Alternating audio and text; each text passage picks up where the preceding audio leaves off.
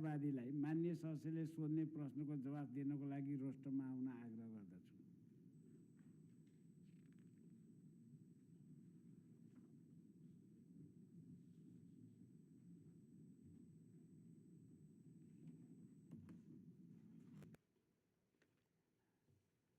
मान्य सदस्यहरू, अब प्रश्नकर्ता मान्य सदस्य मदन कुमारी शाह गरिमालाई आफ्नो प्रश्न सोध्न समय उपलब्ध गराउँछु।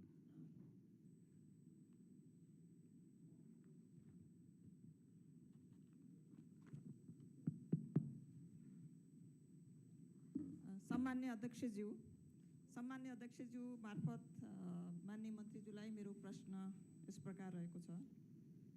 सरकारले साझा यातायातका बसहरूलाई सत्तारूढ पार्टीको राजनीतिक रङ अर्थात् नीलो रङले रङ्ग्याएर ती बसहरूलाई महिलाहरूका लागि निःशुल्क सञ्चालन गर्न गइरहेको छ भन्ने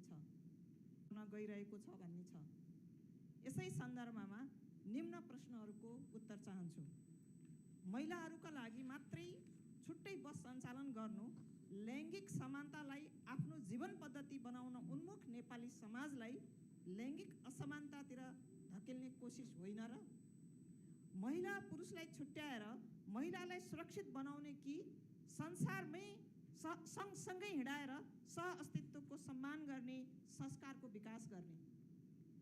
यस्तो कार्यले प्रगतिशील उन्नत चिन्तनको विकास रोकिएर सङ्कीर्ण र सङ्कुचित सामाजिक चिन्तन हुर्किँदैन र?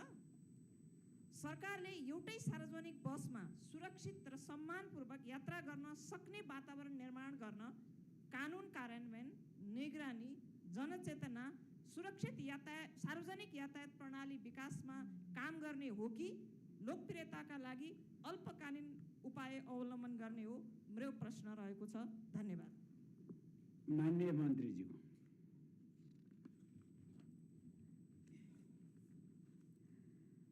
सम्माननीय अध्यक्षज्यू, माननीय सदस्यज्यूहरू, महिलाका लागि सरकारले अघि बढाएको निःशुल्क ब्लू बस सेवाको सम्बन्धमा माननीय सदस्य मदन कुमारी शाहज्यूले उठाउनु भएको महत्त्वपूर्ण प्रश्न, चासो तथा सुझावप्रति धन्यवाद व्यक्त गर्न चाहन्छु। र उहाँले उठाउनु भएको विषय महिला सुरक्षा, लैङ्गिक समानता, सम्मानपूर्ण सहअस्तित्व र समावेशी सार्वजनिक यातायात प्रणालीसँग सम्बन्धित भएकाले क्रमशः स्पष्ट पार्ने अनुमति चाहन्छु। महिलाका लागि छुट्टै बस सेवा सञ्चालन गर्नु महिला र पुरुष बीच स्थायी विभाजन सिर्जना गर्न वा लैङ्गिक असमानतालाई प्रोत्साहन गर्ने सरकारी नीति होइन। समानताको अर्थ सबै नागरिकलाई सधैँ एउटै व्यवहार गर्नु मात्र होइन, असमान अवस्था र विशेष जोखिममा रहेका नागरिकलाई आवश्यकता अनुसार विशेष संरक्षण, सुविधा र अवसर प्रदान गर्नु पनि वास्तविक समानताको महत्त्वपूर्ण पक्ष हो। सार्वजनिक यातायातमा महिलाले भोग्दै आएका यौनजन्य दुर्व्यवहार, असुरक्षा, भिडभाड तथा आगमन सम्बन्धी व्यावहारिक कठिनाइलाई तत्काल सम्बोधन गर्ने लक्षित उपायका रूपमा ब्लू बस सेवा अगाडि बढाइएको हो।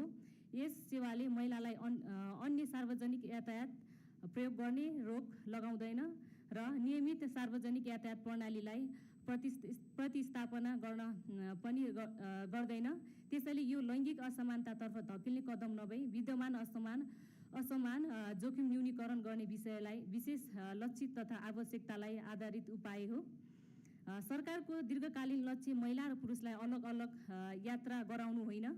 महिला र पुरुषले एउटै सार्वजनिक यातायातमा सुरक्षित, सम्मानजनक र सहज रूपमा यात्रा गर्न सक्ने वातावरण निर्माण गर्नु नै सरकारको मूल लक्ष्य हो। र यसैसँगै महिलाले सार्वजनिक यातायातमा अहिले भोगिरहेका जोखिम र दुर्व्यवहारलाई तत्काल सम्बोधन गर्नु पनि सरकारको जिम्मेवारी हो। त्यसैले महिलाको तत्काल सुरक्षा सुनिश्चित गर्ने लक्षित सेवा र सबैका लागि सुरक्षित तथा सम्मानजनक सार्वजनिक यातायात प्रणाली निर्माण गर्ने दीर्घकालीन सुधारलाई सँगसँगै अगाडि बढाउनेछ। विशेष गरी गर्भवती महिला, बच्चाको आमा, वृद्ध महिला, अशक्त र अपाङ्गता भएका महिला तथा बालबालिका सहित यात्रा गर्ने महिलाले भिडभाड युक्त सार्वजनिक यातायातमा थप कठिनाइ भोगिरहेका छन्। यस्तो अवस्थामा लक्षित सेवा उपलब्ध गराउनु, उनीहरूको सुरक्षित आवागमन तथा शिक्षा, स्वास्थ्य, रोजगारी लगायत सार्वजनिक सेवामा सहज पहुँच सुनिश्चित गर्ने व्यावहारिक कदम हो। र सरकारले यस्तो सेवा सङ्कीर्ण वा सङ्कुचित सामाजिक सोचलाई प्रोत्साहन नगरोस् भन्ने विषयमा पूर्ण संवेदनशीलता अपनाएको छ र ब्लू बस सेवाको उद्देश्य महिलालाई सार्वजनिक जीवनबाट अलग गर्नु होइन।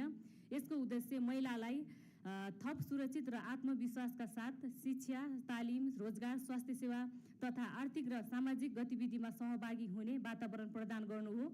महिलालाई सार्वजनिक जीवनबाट सीमित गर्ने व्यवस्था सङ्कीर्ण सोच हो, तर उनीहरूको भोगाइका वास्तविक जोखिम पहिचान गरी सुरक्षित र पहुँच विस्तार गर्नु प्रगतिशील र न्यायपूर्ण कदम हो। यद्यपि यस्तो सेवा स्थायी पृथकीकरणको माध्यम बन्न नदिई यसको औचित्य र प्रभावकारी र आवश्यकताका नियमित रूपमा समीक्षा गरिनेछ र सरकारले प्राथमिकतामा केवल विशेष बस सञ्चालनमा मात्रै सीमित हुँदैन। सार्वजनिक यातायातलाई सबैका लागि सुरक्षित, मर्यादित र उत्तरदायी बनाउने दीर्घकालीन सुधारका कार्यक्रमहरू समेत समानान्तर रूपमा अगाडि बढाइरहेका छन्। यसका लागि सम्बन्धित मन्त्रालय, प्रदेश सरकार, स्थानीय तह, नेपाल प्रहरी, ट्राफिक प्रहरी, यातायात महासङ्घ तथा अन्य सरकारवाला निकायसँग समन्वयन गरी निम्न कार्यहरूलाई प्राथमिकताका साथ अगाडि बढाउनेछ र सार्वजनिक यातायातमा हुने यौनजन्य दुर्व्यवहार, हिंसा तथा अवैध व्यवहार विरुद्ध विद्यमान कानुनको प्रभावकारी कार्यान्वयन, सार्वजनिक सवारी साधनको नियमन, अनुगमन तथा प्रभावकारी गुनासोको व्यवस्थापन र चालक र सहचालकका लागि आचार संहिता तथा लैङ्गिक संवेदनशीलता सम्बन्धी परीक्षण, यात्रुको अधिकार, कर्तव्य र सुरक्षित व्यवहार सम्बन्धी जनचेतना अभिवृद्धि र महिला, बालबालिका, ज्येष्ठ नागरिक, अपाङ्गता भएका व्यक्ति तथा लैङ्गिक एवं यौनिक अल्पसङ्ख्यक सहित सबै नागरिकका लागि पहुँचयुक्त यातायात प्रणाली विकास, सार्वजनिक यातायातमा हुने लैङ्गिक हिंसा विरुद्धको कानुनी प्रभावकारी कार्यान्वयन र सार्वजनिक यातायातमा CCTV ड्यास क्याम जडान गर्ने तथा राइड सेयरिङ एपहरू SOS बटम जडान गर्ने लगायतका प्राविधिक आधारित सुरक्षा निगरानी प्रणाली तथा गुनासो व्यवस्थापन संयन्त्रलाई थप प्रभावकारी बनाउने कार्य सरकारको निरन्तर प्राथमिकतामा रहेका छन् र यस सेवाको यात्रु पहुँच, सुरक्षा, सञ्चालन खर्च, व्यवहारिक कठिनाइ, प्रभावकारी र दिगोपनको नियमित समीक्षा तथा मूल्याङ्कन गरिनेछ। प्राप्त तथ्य, सेवाग्राहीको अनुभव, उपलब्ध स्रोत र मूल्याङ्कनले परिमाणका आधारमा यसको निरन्तरता, सुधार र विस्तार सम्बन्धी निर्णय लिनेछ।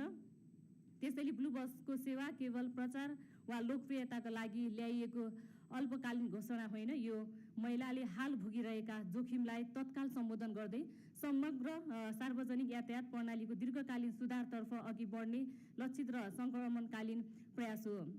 अन्त्यमा सरकारको लक्ष्य महिला र पुरुषलाई छुट्टा-छुट्टै यात्रा गराउनु र समाज निर्माण गर्नु होइन।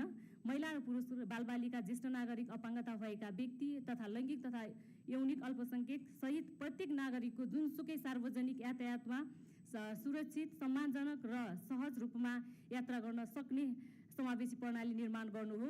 ब्लू बस सेवा त्यस दीर्घकालीन लक्ष्यतर्फ अगाडि बढ्दै गर्दा महिलाले अहिले भोगिरहेका जोखिमहरूलाई तत्काल सम्बोधन गर्ने विशेष कदम हो। समग्रमा सार्वजनिक यातायात प्रणालीलाई लैङ्गिक मैत्री, सुरक्षित, मर्यादित र पहुँचयुक्त र उत्तरदायी बनाउन नेपाल सरकार प्रतिबद्ध रहेको जानकारी सम्मानित सदन मार्फत जानकारी गराउन चाहन्छु। धन्यवाद।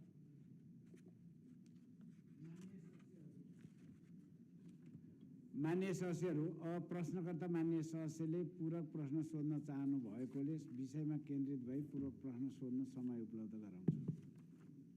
सम्मान्य अध्यक्षज्यू मार्फत मान्य मन्त्रीज्यूलाई मेरो पूरक प्रश्न रहेको छ। समानता सँगसँगै हुन्छ। सामाजिक न्यायका आधारमा सबैका आवश्यकताहरू छुट्टा-छुट्टै हुन्छन्। त्यही भएर सकारात्मक विभेदको सिद्धान्त हाम्रो संविधानले स्वीकार गरेको स्थिति हो।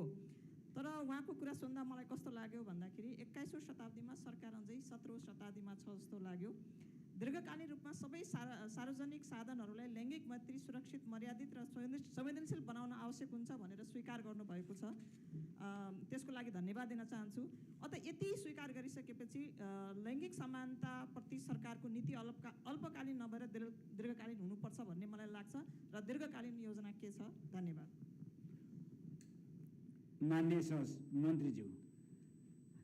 धन्यवाद। फेरि पनि प्रश्न गर्नुभएको लागि मान्यज्यूलाई धन्यवाद दिन चाहन्छु।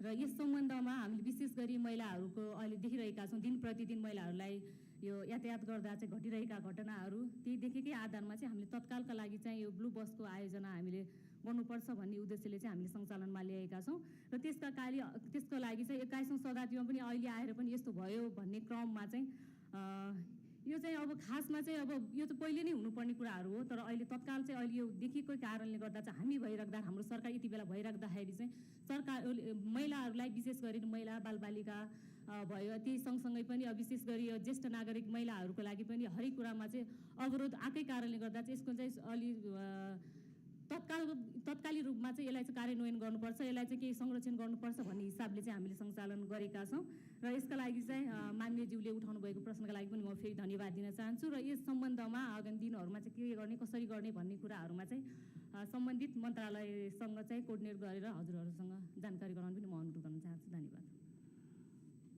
अब माननीय मन्त्रीज्यूलाई आसन ग्रहण गर्न अनुरोध गर्छु।